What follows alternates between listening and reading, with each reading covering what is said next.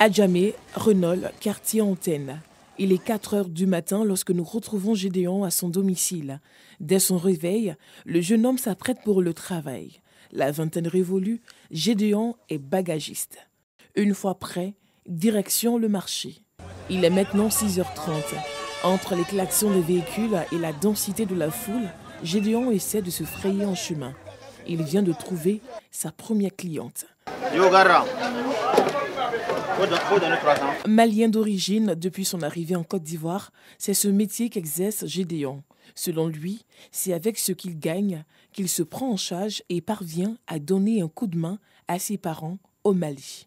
Quand je suis venu en Côte d'Ivoire, je voulais travailler dans d'autres domaines, mais personne ne voulait m'aider. J'ai vu que rester à la maison n'allait rien m'apporter, donc j'ai décidé de prendre la brouette pour me défendre, pour que je puisse me nourrir et aider ma famille. Et cela fait 3 ans que j'exerce ce métier. Dans le mois, je peux avoir 75 000 francs comme économie. Lorsque mon père est décédé, j'ai envoyé 200 000 francs à ma mère pour les funérailles. Les rapports avec les clients ne sont pas toujours parfaits. Certains nous traitent de tous les noms. Et souvent, il y a des incompréhensions.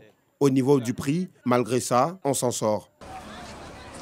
Comme Gédéon, une centaine de jeunes exercent le métier de bagagiste ou pousseur de brouettes dans la commune d'Adjamé. Il vient à 2 heures pour venir travailler. Par jour, je peux gagner 3 000, souvent 2 000. Cette activité demande assez de force physique. D'où Gédéon tire-t-il l'énergie nécessaire pour transporter autant de marchandises? À la question de savoir s'il consomme des substances énergétiques, il répond par la négative. Je pousse la brouette, c'est fatigant, mais je ne prends pas de substances énergétiques. Certains le font et souvent ils attachent les gris-gris, mais pas moi. Le courage de ces jeunes fascine plusieurs personnes qui ne manquent pas de les encourager. En tout cas, ils sont courageux. Sans eux aussi, là, nous aussi, on peut pouvoir. Et qui dans les pays là-bas pour venir là, et puis ils s'enrichissent. Dans l'argent des bourrettes. Il y a d'autres mecs qui construisent magasins dans ça. Si certains louent leur courage, d'autres les accusent de commettre des vols. Un jour, ils ont pris mon bagage. C'était beaucoup. Ils n'ont qu'à arrêter de prendre le bagage de les gens. Ils n'ont qu'à faire à cause de Dieu. On souffre pour gagner l'argent là. Pour ce qui concerne le vol des marchandises, je vous explique. Nous, les bagagistes, nous sommes nombreux. Pendant la période des fêtes, les vagabonds prennent les brouettes et se mélangent à nous pour voler les marchandises des clients et les clients nous accusent. Sinon, un vrai bagagiste ne vole pas.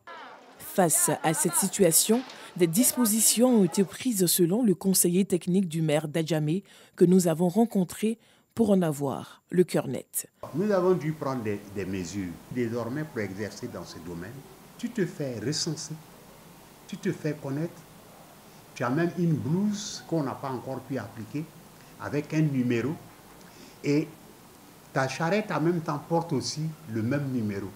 Désormais, ne confiez vos bagages qu'à des personnes qui sont immatriculées, qui sont connues, qui sont recensées pour réduire un peu ces formes de déperdition.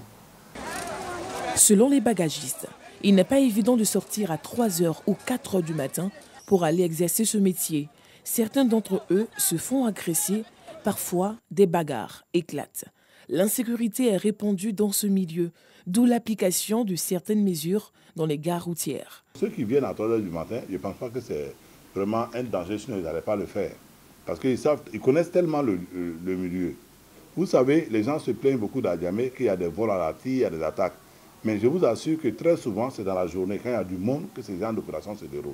Sinon, la nuit, c'est difficile de se faire agresser à Adjamé, parce que Adjamé, la nuit, est truffée de corps habillés. C'est très souvent des jeunes de ces quartiers-là qui viennent se mettre aux entrées et aux sorties des rues. Tous les bagagistes qui passent, vous verrez qu'ils seront rançonnés par 2 ou 3 individus qui sont arrêtés là, dont 100 francs. Donc pas 100 francs qui ne passent pas.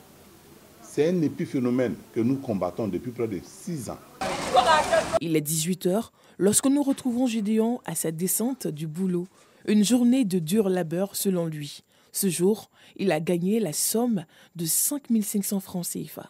Pour la journée d'aujourd'hui, j'ai gagné 5 500 francs. J'ai pris 500 francs pour mon petit déjeuner et le déjeuner. Je garde 3 000 francs dans ma caisse et le reste des 2 000 francs, c'est pour les dépenses. Le travail est fatigant, mais ça nourrit son homme. Vous-même, vous voyez comment ma maison est petite, mais je paie 7 500 comme loyer chaque mois. Avec le peu que je gagne, j'arrive à payer les frais de scolarité de mes frères et j'aide aussi mes parents. Selon Gédéon, il n'y a pas de sot métier. Il invite donc ses frères africains en quête d'emploi à s'inspirer de son exemple.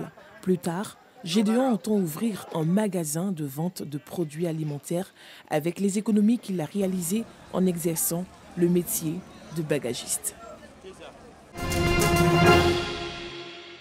Des cahiers, des livres, des stylos et ensembles géométriques offerts aux élèves de l'école primaire franco-arabe Nourdine dans la commune d'Abobo, au quartier Derrière-Rail. Une initiative du mouvement de jeunes cadres dynamiques appartenant à un parti politique. Objectif, encourager l'école pour tous. Nous avons fait ces dons aux familles démunies dans le cadre de la Côte d'Ivoire solidaire. Nous attendons des élèves qui puissent se mettre au travail. Nous attendons aussi des parents d'élèves qui puissent encourager leurs enfants à continuer à travailler et à pouvoir promouvoir l'excellence en Côte d'Ivoire. Un acte bien apprécié par les récipiendaires qui ont exprimé leur gratitude. On m'a donné des cahiers avec des ardoises, avec des bics, des crayons. Je suis très content. Depuis ici, là, ils ne m'ont jamais fait cadeau comme ça. On remercie ce ONG qui sont venus nous aider. Vraiment, nous avons plein de parents qui n'ont pas de moyens pour acheter des livres pour leurs enfants. Ça fait que ça empêche les enfants même d'avoir le niveau parce qu'ils n'utilisent pas à la maison. Ce don va permettre aux enfants aussi de pouvoir se mettre à jour et puis bosser à la maison. Initiative plus RHDP est un mouvement constitué de jeunes cadres dynamiques qui œuvrent dans le domaine humanitaire et ils comptent mettre le cap sur le CNTS, Centre national de transfusion sanguine, pour une cérémonie de don de sang. Ils sont les grands vainqueurs du PRIMUD, Prix international des musiques urbaines et du coupé décalé de ces 2 dernières années. Les artistes Safariel Oubiang et Miss Premier, respectivement lauréats de l'édition 2019 et 2020, reçoivent aujourd'hui les clés de leur villa. Si Safariel Oubiang a répondu présent à cette remise des clés, Miss Premier en tournée européenne s'est fait représenter par son staff managérial. Heureux, Safariel Oubiang a au nom des bénéficiaires témoigné sa gratitude aux promoteurs pour cette action qui vise à créer une saine émulation au sein du monde musical. Un sentiment de motivation, d'encouragement. Et voilà, je crois que je n'ai pas de mots. Nous sommes tous là, nous avons tous visité la maison et voilà, chose due, chose faite. Située dans la commune de Songon, ces villas de 4 pièces sont évaluées à 40 millions de francs CFA chacune, selon les promoteurs du PRIMUD. Pour eux, cette remise des clés témoigne de leur engagement à honorer les artistes qui contribuent au rayonnement de la musique ivoirienne. C'est une manière pour nous d'accompagner les artistes ivoiriens et puis de dire que la culture ivoirienne vit et que si nous assemblons nos forces, on peut faire des choses positives. C'est une manière aussi d'attirer l'attention de nos personnalités, dire que les gens de la culture sont là, il faut nous accompagner, il faut aider. Les artistes ont besoin d'un toit, ils ont besoin de beaucoup de choses, mais on dit aide-toi, Dieu t'aidera. Donc par ces petites actions, on montre que l'envie est. On veut faire des choses pour que les choses progressent positivement.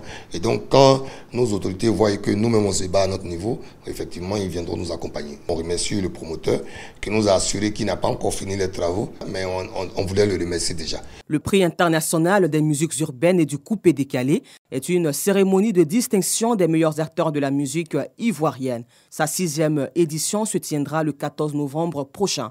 Plusieurs genres musicaux se disputeront encore le Grand Prix à cette grande messe de distinction musicale.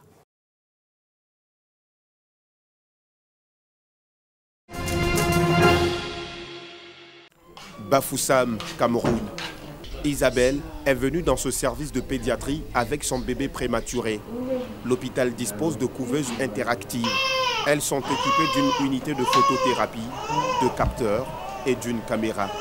Cette couveuse a plusieurs avantages parce qu'avec ça, on peut faire le monitoring à distance des bébés, c'est-à-dire on peut contrôler les paramètres du bébé à distance et puis avec la prévention aussi des infections et des va-et-vient dans la salle, comme la maman n'a pas aussi accès tout le temps à la salle, étant même chez elle ou à l'extérieur, elle peut suivre son bébé, les moments de son bébé. Les ingénieurs espèrent baisser le taux de mortalité néonatale qui atteint 28 décès pour 1000 naissances.